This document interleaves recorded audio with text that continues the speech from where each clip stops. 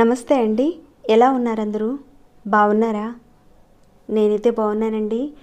మీ అందరికీ అమ్మవారి ఆశీస్సులు ఎల్లప్పుడూ ఉండాలని కోరుకుంటూ, చాలామంది అడుగుతున్నారు కదండి, విదేశాలకు వెళ్ళడానికి మాకు అవకాశాలు అనేటివి రావటం లేదండి. అలానే మా పిల్లలకు వివాహం త్వరగా కావటం లేదండి.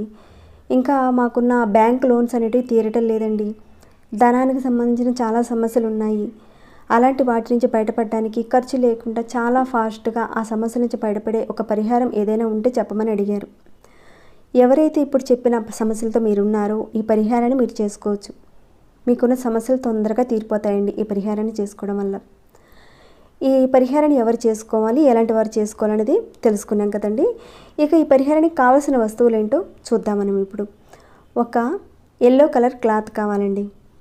అలానే మనకి షీషెల్స్ అంటే సముద్రపు గవ్వలు కానివ్వండి, లేదంటే ముత్యపు శంకులు కానీ, లేదంటే ఆల్చిప్పలు ఉంటాయి కదండి, ఇక్కడ చూస్తున్నారు కదా, ఇలాంటివైనా సరే మీరు తీసుకోవచ్చు. లేదంటే మీ ఇంట్లో గోమతి చక్రాలు ఉన్నా కానీ, అంటే గోమతి చక్రాలతో కూడా ఈ పరిహారాన్ని చేసుకోవచ్చు. అంటే ఇక్కడ ఏంటంటే మనకి సముద్రంలో దొరికే షీషెల్స్ వేటినైనా సరే మనం వాడుకోవచ్చు. ఈ పదార్థాలన్నీ కూడా లక్ష్మీదేవి సహోదరులుగా మన శాస్త్రం అయితే చెప్తుంది. ఇక ఈ పదార్థాలతో మనకున్న సమస్యలు కానీ, కోరికలు కానీ ఏ విధంగా నెరవేర్చుకోవచ్చు అనేది చూద్దాము. ఆ విషయాలన్నీ కూడా తెలుసుకునే ముందు ఒక చిన్న రిక్వెస్ట్ అండి, మీ అందరికీ ఈ వీడియోకి ఒక లైక్ ఇవ్వడం మర్చిపోకండి. మీ లైక్ అనేది మన ఛానల్కి చాలా అవసరం అండి. మీ సపోర్ట్ ఉంటేనే మన ఛానల్ ముందుకెళ్తుందండి. అలానే సబ్స్క్రైబ్ కాకుండా కొత్త వారు ఉంటే సబ్స్క్రైబ్ చేసుకోవడమే కాక మీకు నోటిఫికేషన్ వచ్చేలా ఆల్ అనే ఆప్షన్ తప్పకుండా ఆన్లో పెట్టుకోండి.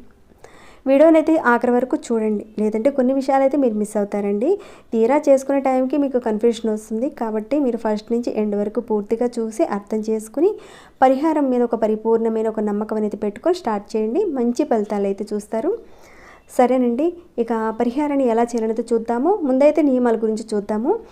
ఈ పరిహారాన్ని నెలసరిలో మీరు ఉన్నప్పుడు మాత్రం చేయకండి. అలానే మీ ఇంటనే ఎవరైనా మరణించుంటే ఆ సమయంలో చేసుకోకండి. పెద్ద కర్మ అయిపోయిన తర్వాత మీరు చేసుకోవచ్చు. ఇక పరిహారానికి షీషెల్స్కి సంబంధించిన ఏవైనా పర్వాలేదండి, ఒక 2 మాత్రం కావాలి. మీరు చివరికి గోమతి చక్రాలతోనైనా సరే ఈ పరిహారం విషయంలో వాడుకోవచ్చు. ముందైతే ఈ ఎల్లో కలర్ క్లాత్ని ఈ విధంగా పెట్టుకోండి. ఈ పసుపు రంగుని గురు భగవానుడికి చిహ్నంగా చెబుతారు.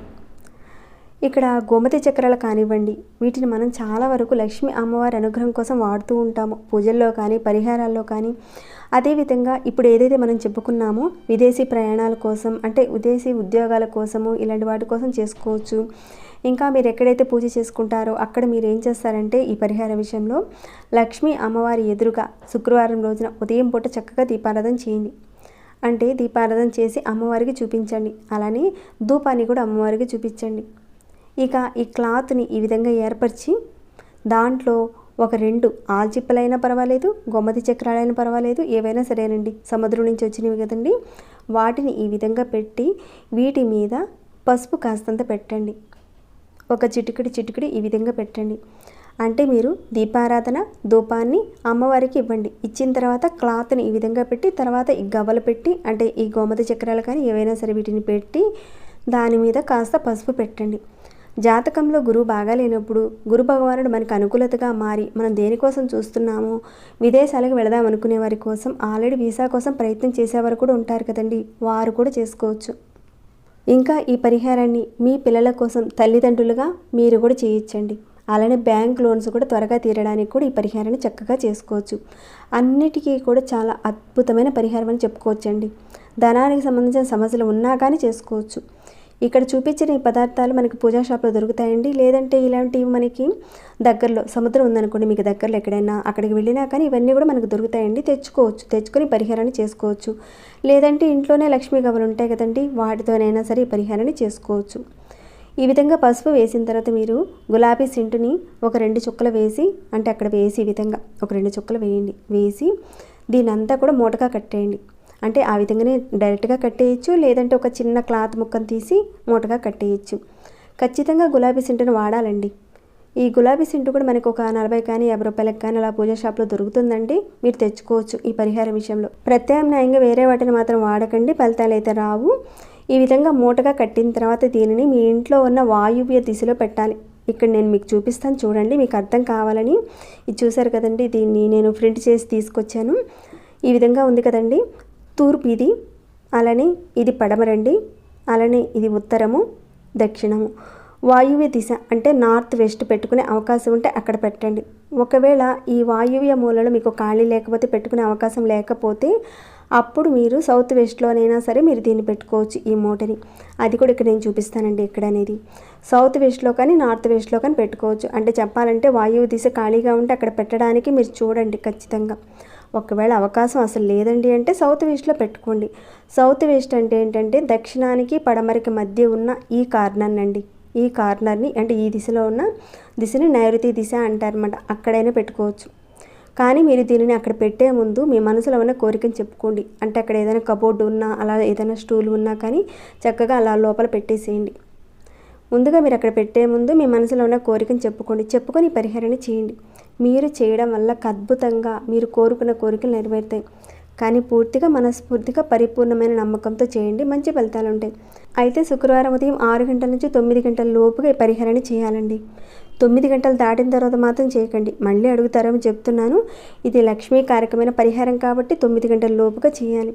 మరి దీన్ని ఎప్పుడు మార్చుకోవాలి అంటే ఏం లేదండి, మీ యొక్క పని పూర్తయిపోయింది అనుకోండి, అప్పుడు తీసుకువెళ్ళి ఏదైనా పారే నీటిలో వేసేయండి. మీ కోరిక నెరవేరింది, ఈ రోజున నెరవేరిపోయింది అంటే మీకు ఉద్యోగం వచ్చింది, లేదంటే మీ బ్యాంక్ లోన్ తీరిపోయింది, మీ కోరిక కానీ సమస్య కానీ తీరిపోయింది. ఆ రోజున మీరు ఈ మూటను తీసుకువెళ్ళి కలపనవసరం లేదండి.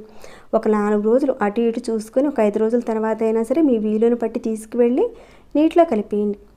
ఇక్కడ మీరు పరిపూర్ణంగా నేను ఈ పరిహారం చేస్తున్నాను, ఖచ్చితంగా నాకు రిజల్ట్ వస్తుంది అని మనస్ఫూర్తిగా చేయండి. ఎందుకంటే కొందరికి ఫలితాలు తొందరగా రాకపోవచ్చు, కొందరికి లేటుగా కూడా రావచ్చు. మన మనోసంకల్పాన్ని బట్టే పరిహారం నెరవేరుతుంది. అయితే కొందరికి ఎంత చేసినా కానీ ఫలితాలు రావండి. కారణం ఏంటంటే పూర్వకర్మలు, అంటే అక్కడ ఉన్న శాపాలు కానీ పితృశాపాలు కానీ మనం తెచ్చుకున్నవి కానీ, అలానే మనం పుట్టిన తర్వాత ఇంట్లో ఉన్న తల్లిదండ్రులు ఉంటారు, ఎప్పుడు చూసినా పిల్లల్ని తిడుతూ ఉంటారు, నోటికి వచ్చినట్లు తిడుతూ ఉంటారు. అంటే తండ్రి మీద కోపంతో కూడా పిల్లల్ని తిడుతూ ఉంటారు. అలా తిట్టేవాళ్ళు కూడా ఉంటారు. నీ వంశం పాడైపోవాలి, మీ వంశం అట్లాంటిది ఇట్లాంటిది అనేసి ఆ తల్లి పిల్లల్ని కూడా తిడుతూ ఉంటుంది. అలా తల్లి శాపాలతో మనం ఎంత పెద్ద అంటే దైవ పూజలు చేసినా కానీ కొన్నిసార్లు ఫలితాలు రావండి సరిగ్గా. కాబట్టి తల్లిదండ్రులుగా మీరు గుర్తుంచుకోవాల్సింది, మీ పిల్లల్ని అలా తిట్టడం శపించడం మానేసేయండి. అలానే ఎదుటి వారిని, పక్కింటి వారిని, తెలియని వారిని కూడా కొంతమంది ఏదో తిడుతూ ఉంటారు, ఇష్టం వచ్చినట్లుగా అంటూ ఉంటారు. అది కూడా మానేయండి మీరు. ఎందుకంటే మనం ఎదుటి వారిని ఎంతగా మనం ద్వేషిస్తూ ఆ విధంగా అంటూ ఉంటామో ఆ ద్వేషం మన జీవితంలో కలిగే ఒక అభివృద్ధికి సరిగ్గా రాకుండా చేస్తుంది. అవన్నీ కూడా అడ్డుపడుతూ ఉంటాయి. ఇలా వీటిని మనం గుర్తుంచుకొని చేసుకున్నట్లయితే ఆ దేవుడి యొక్క ఆశీస్సులు మీకు ఎల్లప్పుడూ ఉంటాయండి. అలానే ప్రతిరోజు కూడా మీరు భగవంతుడి నామాన్ని ఒక 5 నిమిషాల పాటు పఠిస్తూ ఉండండి. మనం భగవంతుడి నామాన్ని పట్టుకుంటే ఆ దేవుడి యొక్క ఆశీస్సులు మన మీద ఎల్లప్పుడూ ఉంటే మనం చేసే పరిహారాలకి తొందరగా ఫలితాలు రావడానికి అవకాశాలు ఉంటాయండి. ఎవరైతే ఇప్పుడు ఈ కోరికలతో ఉన్నారో తప్పకుండా ఈ పరిహారాన్ని చేసుకోండి. మీకున్న కోరికలు నెరవేరాలని నేను ఆ భగవంతుడిని మనస్ఫూర్తిగా కోరుకుంటున్నానండి. ఈ వీడియోని ఇంతటితో ముగిస్తున్నాను. ఇంకేమైనా డౌట్స్ ఉంటే అడగండి, తప్పకుండా రిప్లై ఇస్తాను. చెప్పినవి కాకుండా ఇంకేమైనా డౌట్స్ వస్తే అడగండి. అలానే ఈ వీడియో పట్ల మీకు ఎలా అనిపించింది ఏంటి అన్నది కూడా కాస్త కామెంట్ రూపంలో నాకు తెలియచేయండి. ఇంకా లైక్ చేయకుండా చూస్తూ ఉన్నారా? ఒక లైక్ ఇవ్వండి. సబ్స్క్రైబ్ కాకుండా ఉంటే సబ్స్క్రైబ్ చేసుకొని ప్రతిరోజు మన ఛానల్ నుంచి వచ్చే వీడియోస్ని వాచ్ చేస్తూ ఉండండి. మరొక భక్తి వీడియోలో మళ్ళీ మిమ్మల్ని కలుసుకుంటాను. అంతవరకు సెలవు.